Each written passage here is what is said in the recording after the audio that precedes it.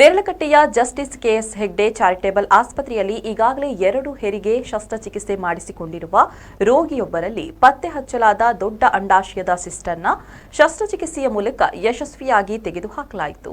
ಲ್ಯಾಪರೋಟಮಿ ಮೂಲಕ ಯಶಸ್ವಿ ಶಸ್ತ್ರಚಿಕಿತ್ಸೆಯನ್ನು ನಡೆಸಿ ಸುಮಾರು 8 ಕಿಲೋಗ್ರಾಂ 300 ಗ್ರಾಂ ತೂಕದ ದೊಡ್ಡ ಎಡ ಅಂಡಾಶಯ ಸಿಸ್ಟನ್ನ ತುಂಡಾಗದಂತೆ ತೆಗೆದುಹಾಕುವುದರ ಜೊತೆಗೆ ಸಂಪೂರ್ಣ ಗರ್ಭಾಶಯ ಮತ್ತು ಬಲ ಅಂಡಾಶಯವನ್ನ ತೆಗೆದುಹಾಕಲಾಯಿತು.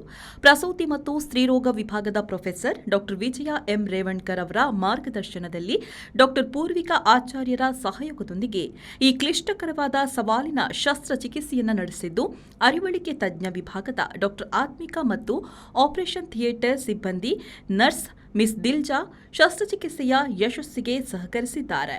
ಈ ಕಠಿಣ ಶಸ್ತ್ರಚಿಕಿತ್ಸೆಯ ಬಳಿಕ ರೋಗಿಯು ಯಾವುದೇ ತೊಡಕುಗಳಿಲ್ಲದೆ ಸರಾಗವಾಗಿ ಚೇತರಿಸಿಕೊಂಡಿದ್ದಾರೆ. ಕ್ಷೇಮ ಮೆಡಿಕಲ್ ಅಕಾಡೆಮಿಯ ಡೀನ್ ಡಾ ಬಿ ಸಂದೀಪ್ ರೈ ಮತ್ತು ಕೆಎಸ್ ಹೆಗ್ಡೆ ಆಸ್ಪತ್ರೆಯ ವೈದ್ಯಕೀಯ ಅಧೀಕ್ಷಕರಾಗಿರುವ ಡಾ ಸುಮಲತಾ ಆರ್ ಶೆಟ್ಟಿ ಅವರು ಈ ವೈದ್ಯಕೀಯ ತಂಡವನ್ನು ಅಭಿನಂದಿಸಿದ್ದಾರೆ.